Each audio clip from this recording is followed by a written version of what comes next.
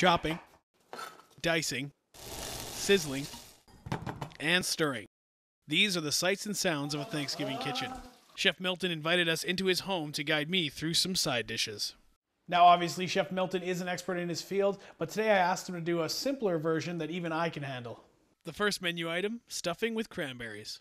My job is to cut the bread into small squares, then dice some carrots. But even that proved challenging. I don't know how he does like the super ninja chopping.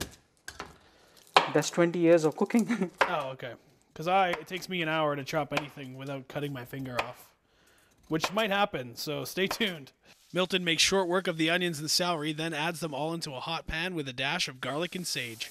Okay, so as this is sauteing, I'm going to add about half of these cranberries right here, and then I'm going to add a little bit of salt and pepper as well. Then I toss in my bread bits on top. Ideally, you would have already cooked your turkey and can add stock from the roaster.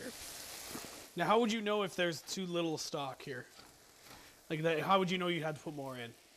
Well, it should be just enough. If you put too much stock, it will be mushy. You don't want it mushy. Once all the stock has been absorbed by the bread bits, time for the next menu item, Brussels sprouts with bacon.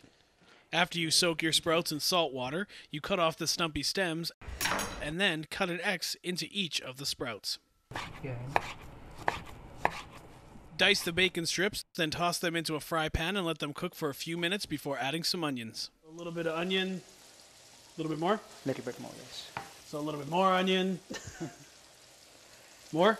A little more, yes. All right, a little bit more onion. That should do it. Let the onions brown a little bit, add a dash of salt and pepper. Just a little. Then add your Brussels sprouts. Pour a few splashes of your stock and cover the pan and let it cook for about 6 or 7 minutes, and voila! Side dish number 2 is done. Next on the list is one of my favorites, mashed potatoes. Stay tuned. It's quite nice. As I continue on my culinary journey, we arrive at one of my personal favorites, mashed potatoes. Wash the potatoes and let them boil for about 30 minutes. But in the last 10 minutes, in a separate pot, you can heat a little bit of butter and cream or buttermilk. The amounts really depend on your personal preference. Don't forget a little pepper and salt. Once the potatoes are done, the skin should almost fall off with minimal effort. Start mashing them while they're still hot. After the mashing, put the melted cream and butter mix to the bowl. Little at a time and just whisk it in. Oh, whisk it. That's not a whisk. If you don't have a whisk, a spatula works just as well. You can play around with them any way you want. You could put Asiago in it and put grated Asiago and make it Asiago mash. You can just chop some parsley and it's parsley herb mash. Garlic. Garlic, roasted garlic, and you can make any different, and very simply you can make it any sort of combination you want. Yeah. Now let's move on to orange and Grand Marnier scented cranberry sauce. You can use any cranberry sauce from the grocery store to start out, but to add a little Blair flair, grate an orange peel to collect some zest. It doesn't look like there's a lot, but you don't need a lot, right? 'Cause no, it's quite strong. Yeah. Peel that orange and then cut it into segments. So there's about 10 there. That'll be good. That should be lots. Squeeze the juice of 2 halves into a fry pan, and then add a single shot of Grand Marnier followed by the zest. Scoop in your cranberries and your orange segments and heat. And then you're just going to stir it so you mix the oranges and the cranberries up.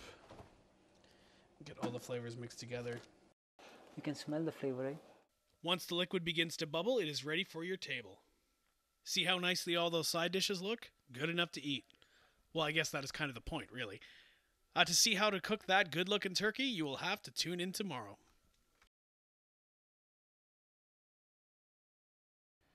Thanksgiving is just around the corner, and one of the best things about Thanksgiving has to be the food. And joining me today is Executive Chef Milton Rebello from Hotel Sask to show me how to prepare a turkey. The turkey is the main event of almost every Thanksgiving dinner. Sure, the end result is delicious, but this bird comes from humble beginnings. Before we unleash the bird, we will prep the veggies that will go inside. First, the onions are diced, and I get the lucky job of peeling the carrots. This certainly is appealing. That was an awful joke. Please ignore my jokes. The food will be better than my jokes, hopefully. Chef Milton is a firm believer in fresh ingredients, so he pulled the celery from his very own garden. Nothing like fresh, yes, yeah. Pull out the trimmings from inside the turkey, but don't throw them away. We decided to make a Cajun rub roast turkey. Chef Milton created his very own special Cajun mix, but it was way too complicated, so he suggested any spice mix from your grocery store. Coat the bird in canola oil, then apply the rub in between the turkey breast and skin and every exposed area of the turkey. Place the turkey in a rack roaster. We also use whatever trimmings that come inside the turkey. This will impart the flavor for, you're making a stock at the same time. Now grab your veggies and toss half of them in the roaster and half inside the turkey. As it cooks, the flavors will combine. Tie your turkey legs together with butcher's twine. And it's ready for the oven. Cook in the oven at 365 degrees centigrade for 3 to 3.5 hours based on the size of your turkey. Don't forget to baste the turkey every hour with the juice from inside the roaster. Once the turkey starts turning a nice golden color, reduce the temperature to 350 degrees centigrade. The bird should show an internal temperature of at least 165 degrees in the breast and 180 degrees in the leg. Remove the turkey and strain the roaster into a separate bowl. Pour the stock into a pan and we are ready for our finishing touch, the gravy. As the liquid is heating, you can add sage and mashed potatoes or flour to thicken the delicious sauce. Add the stuffing into the turkey and combine it with the rest of your side dishes and you will have a feast that every house guest will be thankful for. Happy Thanksgiving.